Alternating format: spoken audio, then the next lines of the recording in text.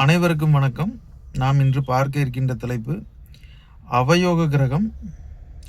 ஒரு ஜாதகத்தில் அவயோக கிரகம் எப்பொழுது அல்லது எப்படி அமர்ந்தால் நற்பலன் தரும். பொதுவாக ஒரு ஜாதகத்தில்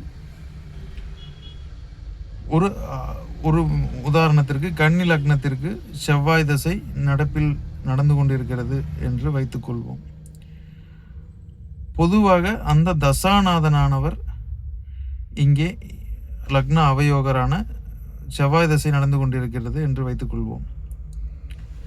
அந்த செவ்வாய் பகவான் எங்கே அமர்ந்துள்ளார், அவரின் ஸ்தான பலம் என்ன, சுபகிரகங்கள் ஏதேனும் தொடர்பு கொள்கிறதா, அல்லது லக்ன சுபரோடு அவர் இணைந்துள்ளாரா, அல்லது பொதுவான இயற்கை சுபரோடு அமர்ந்துள்ளாரா, ராசிக்கு எங்கே அமர்ந்துள்ளார், லக்னத்திற்கு எங்கே அமர்ந்துள்ளார், அவர் எந்த வீட்டில் என்ன ஆதிபத்தியம் வீட்டில் அமர்ந்துள்ளார் என்பதை நாம் கணித்து கொண்டு லக்ன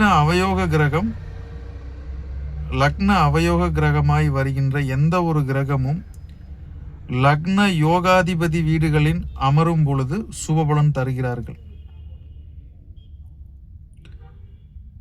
6, 8, 12 பாதக மாரக சம்பந்தம் இல்லாமல் அமரும் அவயோக தசையானது சுபபலன் தருகின்ற அமைப்பில் கட்டாயம் இருக்கும். 6ஆம் அதிபதியாக இருந்தால் இங்கே 8, 12 அதிபதிகளின் சம்பந்தம் பெறக்கூடாது. இங்கே 8ஆம் அதிபதியாக இருந்தால் 6, 12 அதிபதிகளின் சம்பந்தம் பெறக்கூடாது. இங்கே 12ஆம் அதிபதியாக இருந்தால் 6, 8 அதிபதிகளுடன் சம்பந்தம் பெறக்கூடாது. உதாரணத்திற்கு கன்னி லக்னத்திற்கு 10இல் செவ்வாய் அமர்ந்து திசை நடத்துகிறார் என்று வைத்துக் கொள்வோம். அந்த செவ்வாய்க்கு வீடு கொடுத்தவனின் நிலைமையை நாம் கவனிக்க வேண்டும். மேசம், விருச்சிகம் இந்த இரு ஆதிபத்தியமுடைய செவ்வாய் திசை இங்கே செவ்வாயின் வீடுகளில் ஏதேனும் சுபகிரகம் அமர்ந்துள்ளதா? இப்போ மேசத்தில் சுக்கிரனோ அல்லது விருச்சியத்தில் குரு பகவானோ அல்லது இங்கே சுபர்கள் அமர்ந்திருக்கும் பொழுது இங்கே செவ்வாய் திசை இங்கே நன்மை கொடுக்கும் அமைப்பில் கடமைப்பட்ட ஒரு அமைப்பாக வரும். செவ்வாயின் வீட்டில் லக்ன ஆதிபத்திய சுபகிரகமும் அல்லது இயற்கை சுபரான குரு பகவான் அமரும் பட்சத்தில் இங்கே ஜாதகருக்கு பொதுவான நடக்க வேண்டிய திருமணம், குழந்தை, பொருளாதாரம் இது போன்ற அமைப்பில் இந்த அஷ்டமாதிபதி செவ்வாய் திசை நிச்சயம் கொடுக்கும். அல்லது இங்கே அஷ்டமாதிபதி செவ்வாய் இங்கே கன்னி லக்னத்திற்கு இங்கே சுக்கரனோடு கூடும் பொழுது சுக்கரன் தொடர்பை வாங்கும் பொழுது அல்லது அஷ்டமாதிபதியான செவ்வாய் இங்கே ராசிக்கு யோகராக வரும் பட்சத்தில் இங்கே மீன ராசி என்று வைத்துக்கொள்வோம். கன்னி லக்னம் மீன ராசி என்று வைத்துக்கொள்வோம். மீன ராசிக்கு யோகரான இந்த செவ்வாய் பகவான் இங்கே நிச்சயம் சுபபலன்களை கொடுக்க கடமைப்பட்டவராகிறார். ஒரு தசாநாதன் மட்டுமே முழு பலன்களையும் நன்மையோ தீமையோ செய்து விடுவதில்லை. இங்கே சுபபலன் நடக்கோ புக்திநாதனின் பங்கும் அவசியம். சுபபலனோ கெடுபலனோ தசாநாதனுக்கு இங்கே கட்டுப்பட்டு சில சமயங்களில் தசாநாதனுக்கு மீறி செயல்படுகின்ற அமைப்பாக புக்திநாதர்கள் ஒரு சில இடத்தில் செயல்படுகிறார் என்பதை நாம் இங்கே கவனிக்கிறோம். இங்கே பொதுவாக நன்மையோ தீமையோ இங்கு தசாநாதன் புக்திநாதன் இரண்டு கோச்சாரத்தின் சம்பந்தத்தோடு இங்கே பலன்கள் நடக்கின்ற ஒரு அமைப்பாக இருக்கும். பொதுவாக அவயோக கிரகங்கள் லக்ன யோகரின் தொடர்பை பெறுவது சிறப்பு. அவயோக கிரகங்கள் மறைவு ஸ்தானத்தில் மறையாமலும் மறைவு ஸ்தானத்தில் ஆட்சி பெற்று தனிச்சு ஆட்சி பெற்று இங்கே பாவ கிரகத்தோடு இணைவது இங்கே கெடுபலன் கொடுக்கின்ற அமைப்பில் இருக்கும். இங்கே 6, 8, 12 ஆட்சி பெற்றாலும் இங்கே லக்ன யோகரின் தொடர்பை பெற வேண்டும். கட்டாயமாக குறைந்தபட்சம் நன்மையாவது அங்கே இருக்கும். பொதுவாக 8இல் ஆட்சி அடையும் செவ்வாயோடு இங்கே 2இல் அமரும் சுக்கிரன் தொடர்பு கொள்ளும் பட்சத்தில் அந்த செவ்வாய் திசை ஓரளவு நன்றாக இருக்கும். கெடுபலன் குறைந்து நன்மைகள் நடக்கின்ற ஒரு அமைப்பாக நிச்சயம் இருக்கும். லக்னத்தின் வலுவுக்கேற்ப நன்மையோ தீமையோ ஒரு அவயோக கிரகம் நல்ல பலன் செய்கின்ற அடிப்படையில் வரும் பொழுது இங்கே லக்னத்தின் வலு அவசியம். பொதுவாக லக்னாதிபதியும் துணை அமைப்பான ராசிநாதனும் நல்ல ஒரு அமைப்பில் துணை அமைப்பான ராசிநாதனாவது நல்ல ஒரு அமைப்பில் இங்கே அமர வேண்டும். லக்னம் எந்த அளவு முக்கியமோ அதே போல இங்கு துணை அமைப்பான இங்கே ராசியும் மிகவும் முக்கியம்.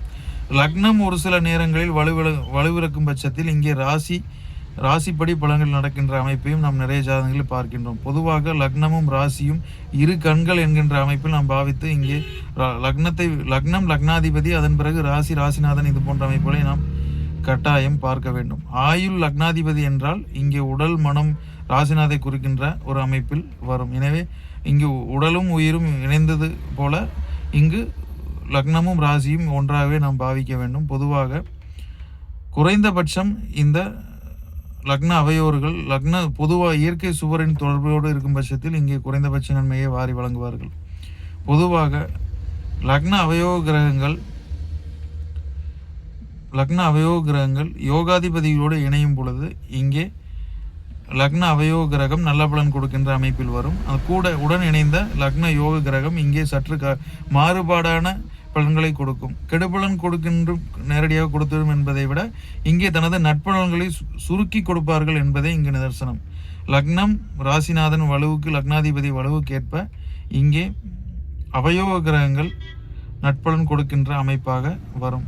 இங்கே ஒரு சில சூழ்நிலைகளில் இங்கே செவ்வாய் சந்திரனின் தொடர்பை கொள்ளும் பொழுது இங்கே நல்ல பலன் சந்திரன் மங்கள யோகம் என்று இணைகின்ற ஒரு அமைப்பில் இங்கே நல்ல பலன் கொடுக்கின்ற அமைப்பாக வரும். எனவே ஒவ்வொரு கிரகமும் 9 கிரகங்களும் நல்லது செய்கின்ற அமைப்பிலும் வரும், 9 கிரகங்களும் தீய செய்கின்ற அமைப்பிலும் வரும். 9 கிரகங்களும் அனைத்து விதமான பலன்களை கொடுக்கின்ற அமைப்பிலும் வரும்.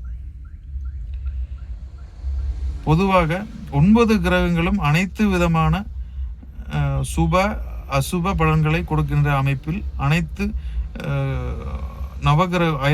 கிரகங்களுக்கும் இங்கே அனைத்து விதமான பலன்களும் கொடுக்கின்ற தன்மையும் சக்தியும் உண்டு என்று நாம் இங்கே பார்க்க வேண்டும். பொதுவாக புத்திரகாரகன் குரு என்றாலும் துலாம் லக்னத்துக்கு 5 கூடைய சனி குழந்தை பாக்கியத்தை கொடுப்பார்.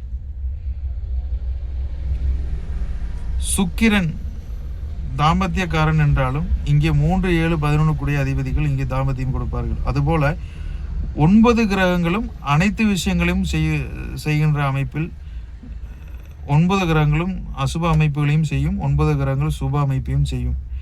எனவே குறிப்பிட்ட காரகத்துவங்கள் குழந்தை குரு பகவானை குறித்தாலும் இங்கே சனி பகவானும் குழந்தை பாக்கியம் காலபுருஷத்துவப்படி துலா லக்னத்திற்கு 5 கூடிய வருவாக சனி பகவானும் இங்கே சனி புக்தி வந்தால் குழந்தை பாக்கியம் கொடுப்பார் என்பதை நாம் கவனத்தில் கொள்ள வேண்டும். பொதுவாக அனைத்து கிரகங்களும் அனைத்து விதமான பலன்களையும் கொடுக்கின்ற அமைப்பில் தகுதி வாய்ந்தவைகள் என்று நாம் மனதில் நிறுத்தியே நாம் பலன் சொல்ல வேண்டும். எனவே மீண்டும் மற்றொரு பதிவில் சந்திப்போம். நன்றி, வணக்கம்.